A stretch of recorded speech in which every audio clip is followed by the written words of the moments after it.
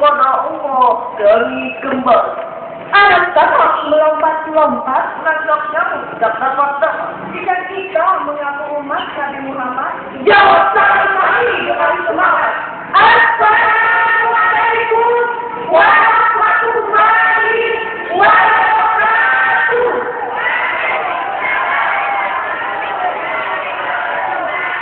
Bismillahirrahmanirrahim. Alhamdulillahi rabbil alamin. Assalatu wassalamu ala asrafil anbiya'i wal mursalin sayyidina wa maulana Muhammadin wa ala alihi wa sahbihi ajma'in. Amma ba'du. Sembarang aja. Yang terhormat Dewan Juri yang adil serta bijaksana yang kami muliakan. Yang terhormat remaja putri sebagai tiang negara yang kami cintai. Yang terhormat remaja putra sebagai penerus bangsa yang kami hormati. Yang terhormat saudara-saudari yang sama-sama berbahagia. Pertama-tama dan yang paling utama, marilah kita memanjatkan puji syukur kehadiran Allah yang mana atas berkat rahmat dan hidayahnya juara kita dalam melangkahkan kaki mengayunkan tangan menuju tempat ini yang insya Allah penuh dengan barokah. Amin. Allahumma amin. Salawat dan salam semoga tetap tercurah kepada Nabi akhir zaman, Rasulullah dunia, Nabi besar Muhammad sallallahu alaihi wasallam, yang mana telah membawa ajaran agama Islam dari kegelapan masa menuju masa yang terang benderang, dari zaman Onta sampai zaman Toyota, dari zaman Ratu Cleopatra sampai zaman Modernista, dari zaman Tektobe sampai zaman Presiden, dengan kata lain minal zulumati ilal nur. Baiklah, langsung saja kami garis bawahi isi syarahan kami yang berjudul Membangun Generasi Masyarakat yang Intelek Al-Quran. Hari ini sebagai rujukan surah An-Nisa ayat 9.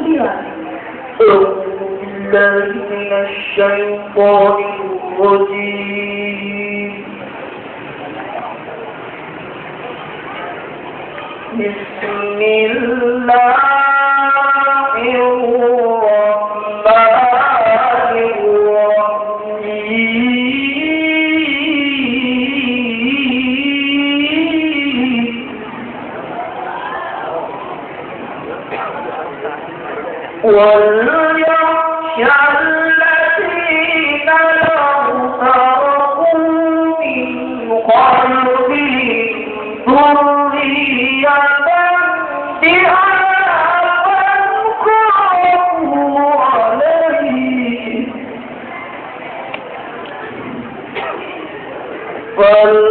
فليتقوا الله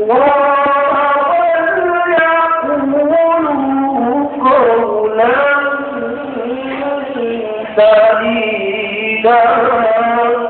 Aku berlindung kepada Allah dari godaan-godaan syaitan yang terkutuk, dengan menyebut asma-Mu ya Allah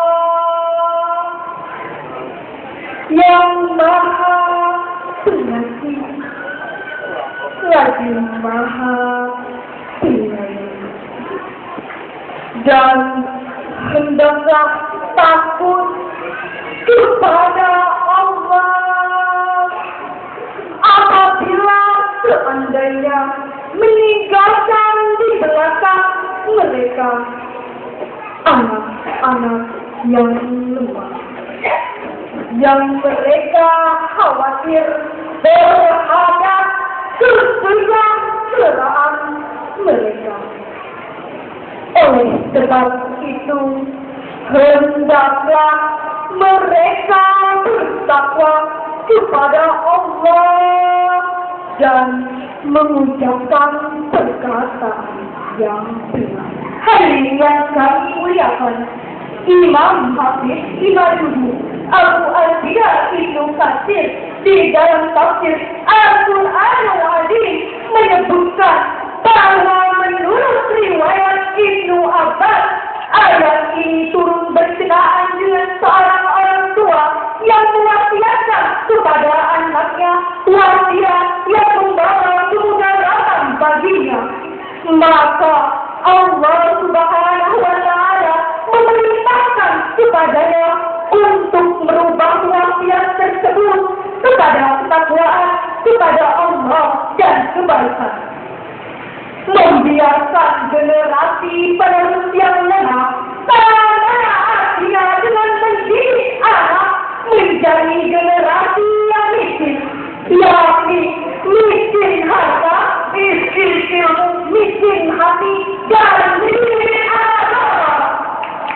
Apakah generasi miskin ini yang nanti akan memegang tongkat estafet masa depan? Oleh karena itu, Imam Ibnu Katsir di dalam tafsirnya menyebutkan hadis Rasulullah yang menyeru kepada umat manusia untuk meninggalkan generasi yang kaya yang dengan kekayaan akan membawa Islam ke arah kemajuan. Maka tidak heran jika pada ayat tadi Allah menyuruh kita untuk takut meninggalkan generasi di belakang, generasi yang lemah, karena generasi yang lemah akan menjadi sanjungan bagi kita untuk melaporkan hasil kerja kita selama di dunia. Mereka akan bersaksi bahwa pendahulu mereka yang telah membawa mereka ke jalan kelemahan. Golongan yang diharapkan oleh agama adalah pertama kuat dirinya, kuat timbannya, tidak senang pikirannya. Mereka lah orang-orang yang dinanti untuk membawa bendera Islam. Jangan membicarakan hal yang berkenaan dengan agama di dalam TV Paus di Indonesia, di kader negara kita dalam sebuah perayaan Sumpah Pemuda pernah mengatakan, berikan kepada 10 orang muda, niscaya anakku akan letakkan dunia. Mengapa Soekarno berani berkata demikian?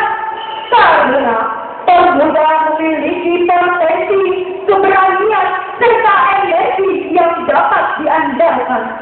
Jika orang tua yang melakukan, maka terseok-seoklah sebuah pekerjaan. Indikasinya pembangunan peradaban bidang tertumpah, ekonomi serta kemiskinan dalam meninggal semakin sukar dan semakin parah.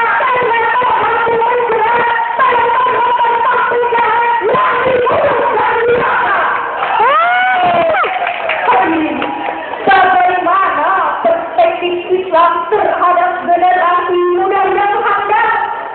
Generasi muda adalah yang siap bertanggung jawab. Dengan kecerdasan, mereka mampu membawa bangsa dan agama ini untuk memegang konsep benar di dalam sebuah konsep kehidupan. Sungguh sangat berbeda antara generasi yang cerdas dan generasi yang bodoh.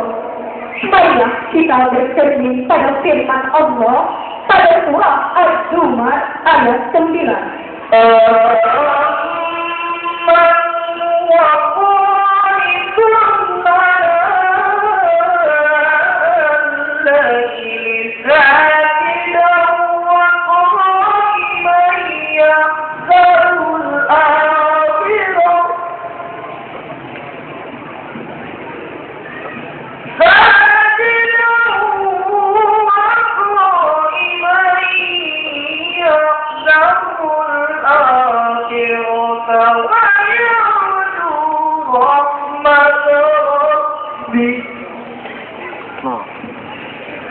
قل هل يستوي الذين يعلمون والذين لا يعلمون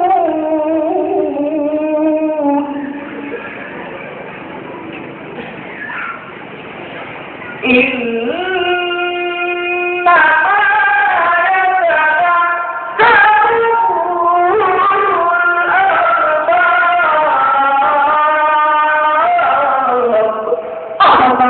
kamu hai orang musyrik yang lebih beruntung, ataukah orang yang beribadah di waktu malam dengan sujud dan berdiri, sedang ia takut terhadap azab akhirat dan mengharapkan rahmat Tuhan.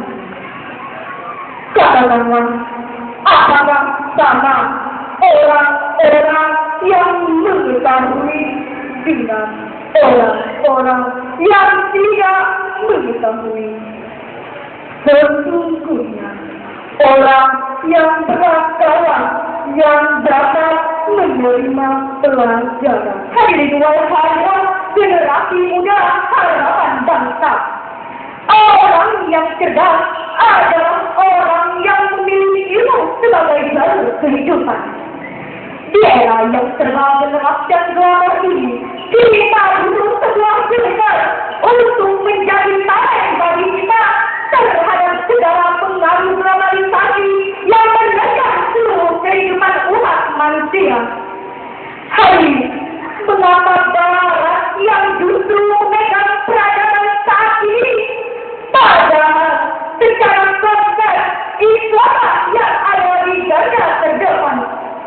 Ini dikarenakan umat Islam hanya menjadikan ilmu sebagai jalur alternatif, bukan sebagai kewajiban. Padahal hari ini, apabila umat Islam mampu menguasai ilmu yang ada di Al-Quran dan Al-Hadis, maka kita akan dapat menguasai dunia ini. Bahkan bukan hanya dunia saja yang dapat kita kuasai. Dengan menguasai ilmu pengetahuan yang berlandaskan kepada iman dan takwa, maka kita akan dapat menguasai dunia ini sesuai dengan perintah Allah Subhanahu wa Ta'ala. Karena dengan ilmu dan iman, orang tidak berkata, "Science without religion is right, religion without science is silent." Ilmu tanpa agama atau juga, agama tanpa ilmu atau juga. Jika kita mengaplikasikannya di dalam kehidupan kita sehari-hari, maka Allah akan mengangkat derajat kita sesuai dengan firman Allah pada surah Al-Mujadalah ayat 11. Ya ayyuhalladzina amanu idza qila lakum tafassahu fil majalis